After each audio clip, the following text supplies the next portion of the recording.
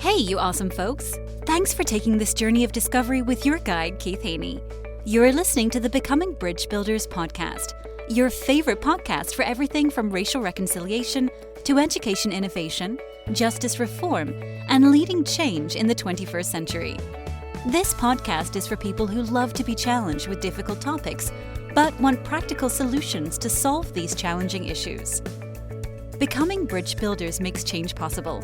Each week on the podcast, Keith invites innovative thought leaders to share how they are building bridges in their area of expertise. You will hear breakthrough ideas and concepts that are changing the world. He's featuring guests who are best-selling authors, leaders at Microsoft, entrepreneurs, leading educators, professors, lawyers, and so many more. Listen in to learn how you can be the bridge to the change you are seeking. Hey, you awesome folks! Thanks for taking this journey of discovery with your guide, Keith Haney. You're listening to the Becoming Bridge Builders podcast, your favorite podcast for everything from racial reconciliation to education innovation, justice reform, and leading change in the 21st century. This podcast is for people who love to be challenged with difficult topics, but want practical solutions to solve these challenging issues. Becoming Bridge Builders makes change possible. Each week on the podcast, Keith invites innovative thought leaders to share how they are building bridges in their area of expertise. You will hear breakthrough ideas and concepts that are changing the world. He's featuring guests who are best-selling authors, leaders at Microsoft, entrepreneurs, leading educators, professors, lawyers, and so many more. Listen in to learn how you can be the bridge to the change you are seeking. Welcome to Becoming Bridge Builders podcast, where we explore stories that inspire hope, resilience, and transformation. I am your host, Keith Haney. Today we have an extraordinary guest whose life and work embody courage and compassion. Julie Barth is a mother of six, a professional writer and author of Notes from a Blackberry and From Blackberries to Thorns, and a forthcoming book, From Thorns to Blossoms. Her journey, marked by love, loss, and perseverance, brings authenticity to her writing and her mission. Julie is also CEO and founder of Colin James Barth Outreach, a nonprofit dedicated to supporting women-led households in crisis. Through advocacy and storytelling, Julie empowers women to prioritize their well-being and embrace resilience. Julie, welcome to the podcast. Hi, how are you? Good to have you on. Looking forward to this conversation. Well, thanks for having me on. I'm looking forward as well. So I'm going to ask you my favorite question. What's the best piece of advice you've ever received? Yikes. That I accepted or that I received? You get to choose. Probably, not to worry about what people think of you. That's always good. Again, not that I followed, but that somebody gave to me. That's right. If I could just follow that advice, my life would be so much easier. Yeah, advice is so easy to give. I love giving it. Yes. Taking it and receiving it Yes. and putting it into practice. That's a whole nother story. That's chapter 2 Yes. of the life. It is. Yes. So describe your book. You describe your book as an uncommon love story filled with resilience and hope. What does uncommon mean in your context of your journey? Well, I didn't write the book to release it. I'll be honest with you. I wrote it 13 years ago, actually 14 now. I had married my grammar school sweetheart, and we grew up together. He was my first kiss, and then we met back up in college, and life just unfolded, and I wondered what I ever did without him. We moved back to the same suburbs, and we had my daughter. We had my son and then my daughter. My daughter was born with something, a rare genetic condition called primordial dwarfism. So really not from what she was born with, but more from the complications of birth that led into 42 surgeries, traveling across the United States. And, in the midst of all of that, I added to our family. So right as she was getting better, she was about 5. We, again, added 2 more children to our home. And he was diagnosed suddenly with stage 4 pancreatic cancer. So he was given 2 weeks to live. And he, thankfully, in some ways, ended up surviving 16 months. And I would take him down to chemo on Tuesdays. And I thought it was going to be this time for us to reconnect. Well, it didn't work that way. He was just so sick that I had a BlackBerry, literally. And I was unpacking all of these situations from Tatum that were so crazy. Like I would take her in for a, checkup, and the next thing I know, she was flatlining. So I was kind of unpacking all of that, and I was writing it on my BlackBerry. I don't know why. And I was emailing it back to myself. And then, as the disease progressed, and he was moved home, I just continued the story. So it sat on my laptop for 14 years, but it's a story of us meeting, growing up together, and then Tatum, and then it really just went into real time. So it's an uncommon love story, I think, because, when you hear love story, you think, oh, I'm going to settle in. This is going to be wonderful. And it's not that it's not. It's just, it's very raw, it's very authentic, and you're actually like traveling through all these stages with me. As the book ends in 2009 when we lose him, and that's kind of where, I closed my computer and it sat for 14 years, like I said. And so, that's, I guess, the uncommon nature of it. It wasn't meant to be out in the universe at all. So why did you change your mind and decide to share it with the world? When Colin was dying, I said to him that something good was going to come from such a meaningless suffering. So, after he passed away, I kind of put that in my rearview mirror and thought, yeah, I'll do that later. And ended up getting into a very abusive a decade long of a second marriage that was terrible. And coming out of that, I sat down and I read it, and it was so profound to me reading it from the outside, that it wasn't, I think it had useful lessons for other people on top of, I wanted it to be for my children. But, in reading it from the outside and reading myself as a character, I would have never guessed that I was so lonely during that time. Like if someone had asked me, were you lonely? I would have said, oh, no, no. But I thought it was valuable for people either who have someone in their world who's going through it, or people that are going through it themselves, to, to recognize that they're not alone, that unfortunately, really horrible things happen to a lot of people, and it's really in the way that you process it. And if they can give me a little, as the lead character, some grace in reading it, that they too can give themselves grace and the people in their lives. Because caregivers, you're so hard on yourself. You just always feel like you're failing everyone. But you're the one that's keeping it all together, and you're trying in every part of what you're doing is coming from goodness. So Wow. As you think back to that time, how did you emotionally deal with struggles you were doing with having two people in that situation and being the mother of other kids as well? Because you couldn't just, so how did you navigate all those emotions in that time? I don't think that I did. Okay. And that's another really big prevailing theme of this is like, when you hit crisis like that, and you are, because like when I was with the kids, I had to be on. I had to pretend nothing was going on because I didn't feel like it was fair for them to live in this misery. It was their childhood. And I didn't want, their childhood to be marred with such a heavy, heavy thing. And then when I was with Colin, I was just trying to get to the next stage with him and make sure his needs were taken care of. So I don't think I actually had an emotion because it was almost like a floodgate. And if I allowed myself, and that's in the book as well, if I had allowed myself to feel something, it would have surely taken me. I don't think I could have existed in my world if I had, thought through or processed anything. I just literally went from one thing to the next to the next. And, I think that that's the problem, is those things that serve us well, because they became very good at that. Um, if you don't drop them after the fact and deal with your baggage, you get into other situations where those very things that got you through one situation might be the very things that take you down afterward. Wow.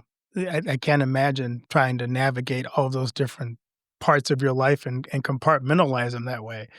When you sat back down to kind of go over the book to go, okay, I'm going to read these notes, I'm going to turn this into a book. I'm sure the emotion started coming out then. How did you process it maybe even later on, 13 years later, after you are now sitting down reading your thoughts again? It's so bizarre because as I was reading it, I was so detached from it. Hmm.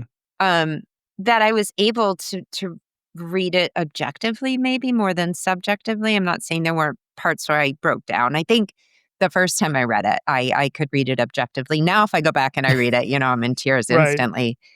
But I think just getting through the story, I was almost enthralled with my own story. And again, I had been very good at detaching myself from any emotion that could have, triggered anything. I became a robot. I just was on autopilot. So I got through it pretty easily the first time, and not so much the preceding times.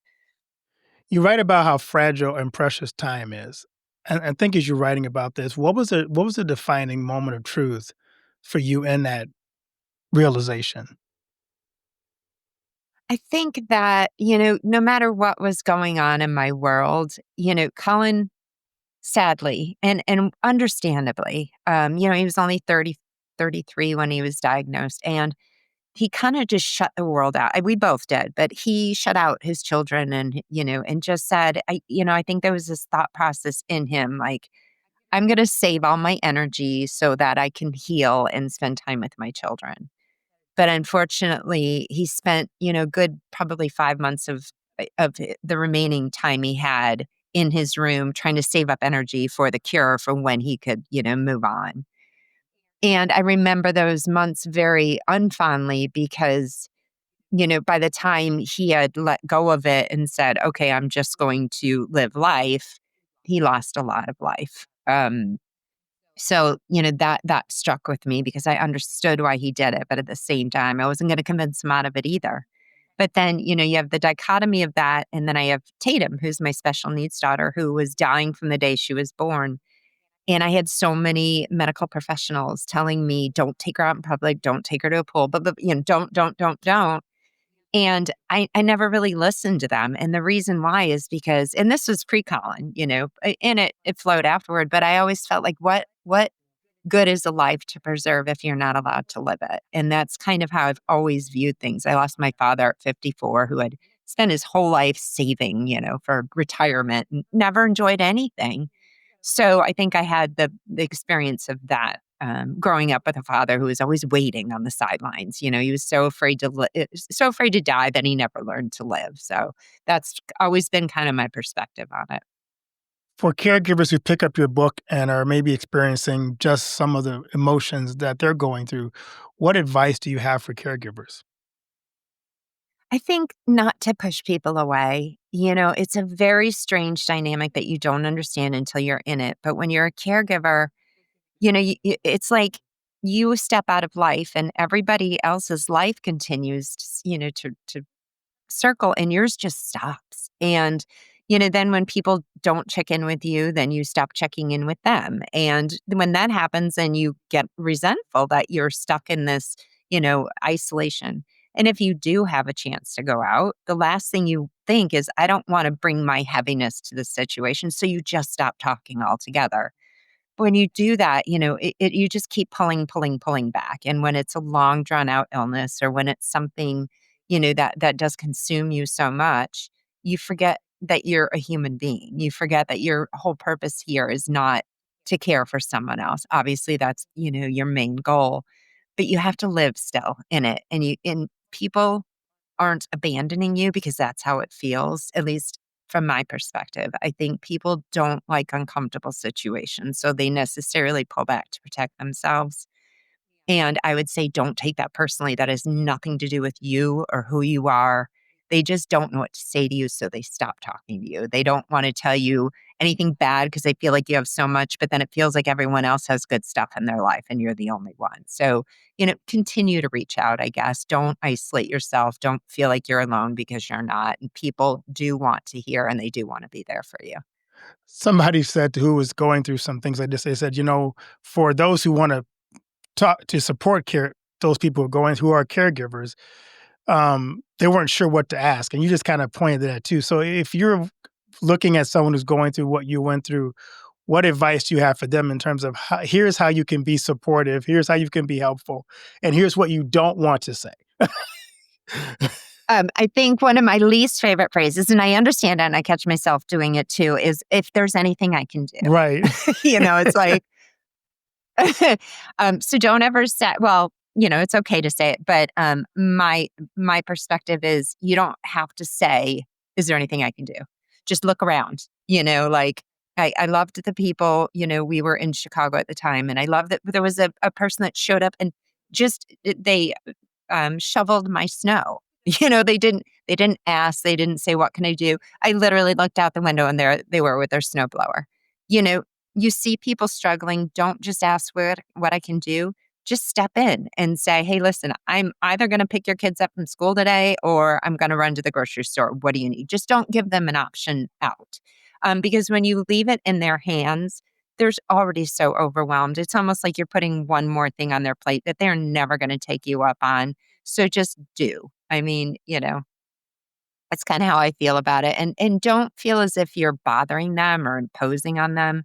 You are going to probably catch them stressed. They might seem like they're mad at you. They might seem overwhelmed when you get on the phone with them.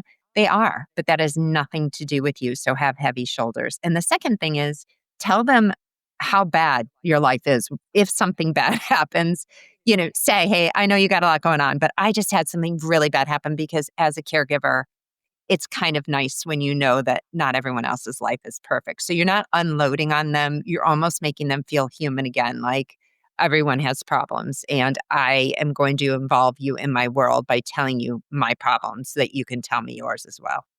That's good. I had a person who wrote a book about ways to support people, caregivers, and those are some of the exact same things she mentioned. Is if you go into the store, just say, "I'm going to the store. Can I pick up this for you?" Or bring stuff over for them, because they just don't have Yeah. time to do it. So I love that you mentioned that as well.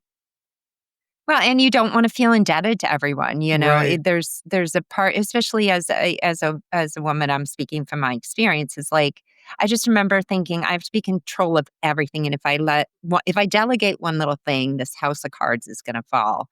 And the other thing is, like I said, like, I always felt like if somebody did something for me, then there would necessarily be a payback at some point, and I hated feeling indebted to all these people in my world that were working so hard. So if they had just done it, I probably wouldn't have thought twice about it. Yeah, exactly. I think somebody also said just taking the garbage out for them was so powerful. It's like, "Oh, I'll take your garbage out too," and it was like, "Oh, thank you," because it's just one less thing I had to do. Yeah.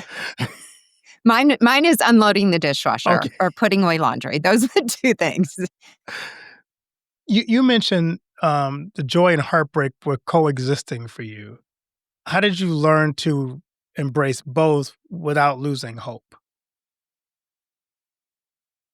Um, Again, I don't know that I consciously have ever really done anything. I almost wish that I could tell people how I was able to, do what I do.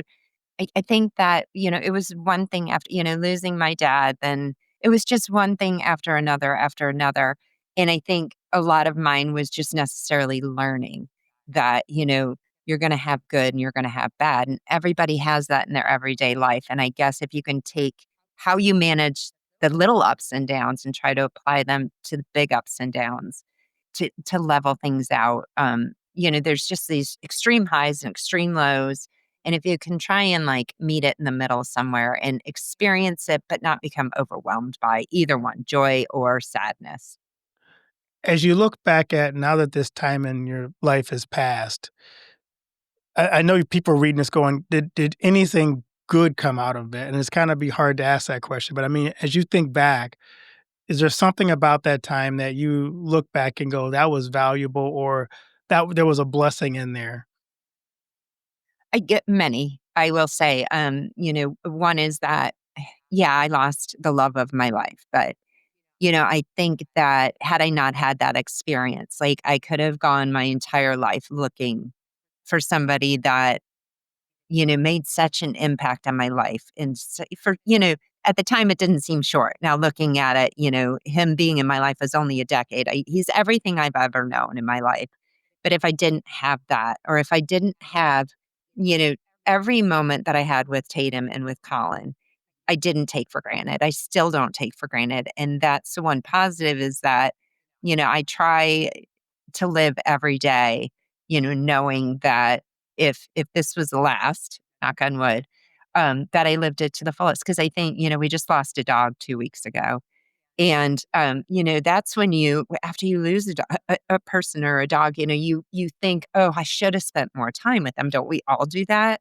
But like to wake up every morning and have that desire to say, I'm going to spend time with this person so there are no regrets instead of regretting it afterward, I think is one of the most valuable lessons I learned is that, time is not endless and people come in and out of your lives for whatever reason in that moment and to, really appreciate them for who they are and what they provide and the relationship you have with them. So you had the courage to put all this in this memoir for people. And what do you hope the people who are going through this pick up this book? What do you pray that they get out of it?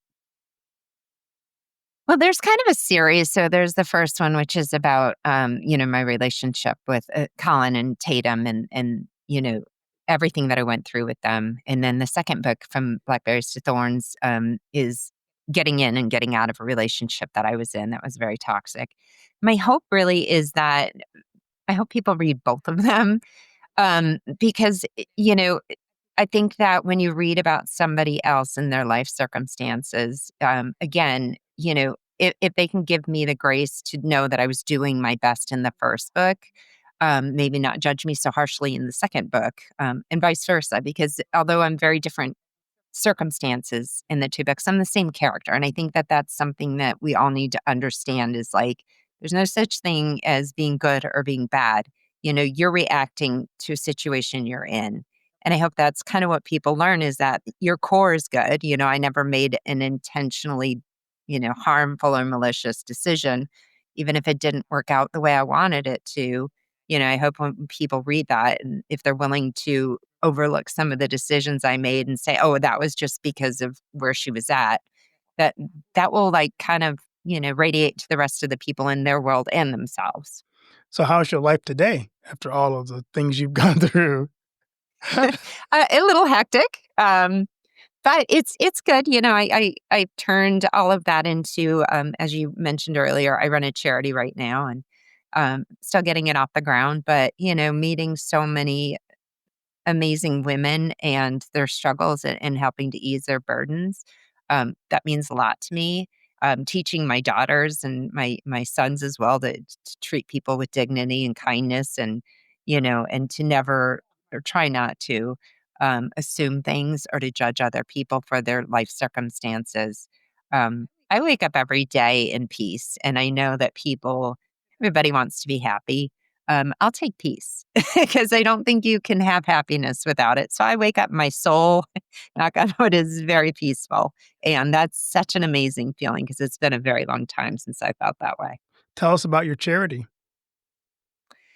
So it's we formulated it to women to help women-led households who are struggling. Unfortunately, in the United States, women, when they lead a household, really have to slip into poverty before most services are available. So our mission is to be a concierge service for people who come to us in many different walks of life, whether that means, special needs parent who needs resources they can't get, or, a chronically ill husband or divorce. You come to us, we're hoping to network with other charities, specifically in South Carolina first, but we'd like to, extrapolate it to the United States. And what we want to do is you come to us and you don't have time when you hit crisis to figure out who does what.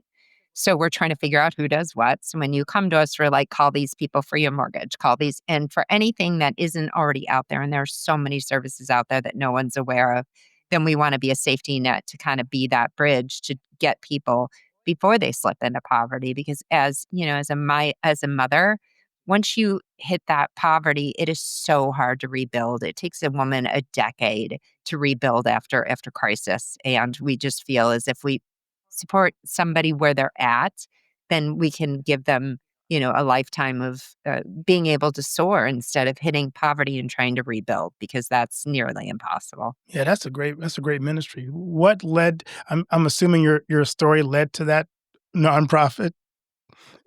It did. Like I said, I've been in the many different me's who's had to regroup, rebuild, find resources. I've been very, very blessed. When we were in Chicago, my husband was sick. We had a whole community that came out for us. Um, I've just understood how hard it is to rebuild and felt very alone. And, I was able to figure it out. But gosh, how nice it would have been if somebody who had been through it before was able to just give me a roadmap. So that's my mission is to, even if I don't have the resources to find them for you, because I think the biggest problem really is just being so overwhelmed by something that you don't even know where to start. Yeah, that's awesome. As you wrap up, I want to ask you my other favorite question. What legacy do you want Sure. to leave behind? I would like to build an army of compassionate people. Someone said to me the other day, well, what happens when you burn out? I talk to a lot of women, a lot, 2 a.m., midnight. I have 2 women living with me now. They said, what happens when you burn out? And, it's not that I don't want to do this forever, but I hope my legacy is that I'm building other women that will go out and do what I do for other people. Because I think as human beings, when you go through something tough, we all just want to put it in our past and move on and not, and we're so glad it's there. But, not to devote your life to charity, but, if you see something, you experience it and you can help make it a softer landing for the next person that comes along, then I think that, even if it's one person, I think that's a better legacy you know, than nothing. So I just hope to make, people's lives better and my children too. I hope that there's a kinder world for them. Wow. So a surprise thing is on our season this year is we have a surprise question. Pick a number between 1 and 10 for your surprise question. 8. If you could look into one person's email without them knowing about it, whose email would you look through? My daughter, Piper. Don't tell her I said that. We'll edit that part out then. Okay, just my daughter. You can leave that one. I won't tell you which one. I have 4. I just won't tell you which one. That's too funny. Yeah, some people, I'm a very inquisitive person. I'm a psych major, and I just love to figure out how people tick. And she's one I have not figured out yet. So any insight I would have into what goes on up there, do me wonders.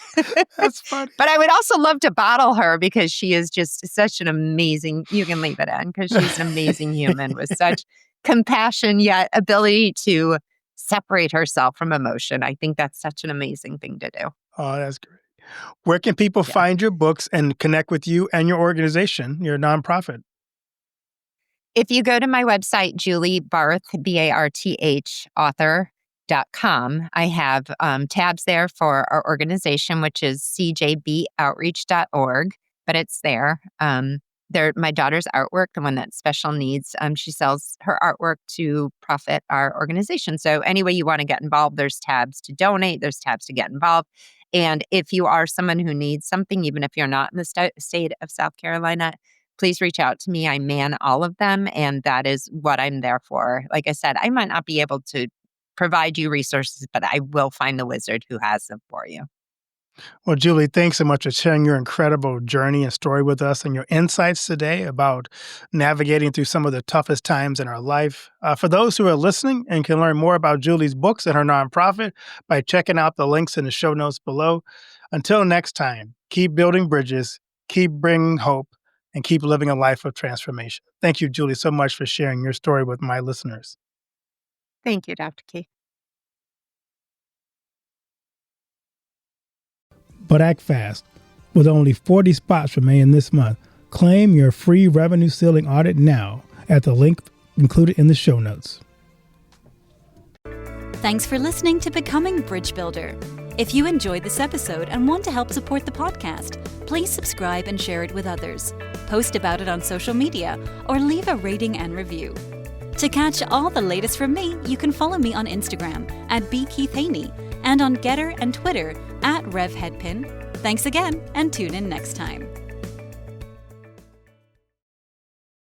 But act fast.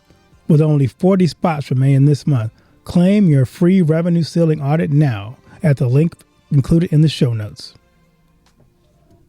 Thanks for listening to Becoming Bridge Builder.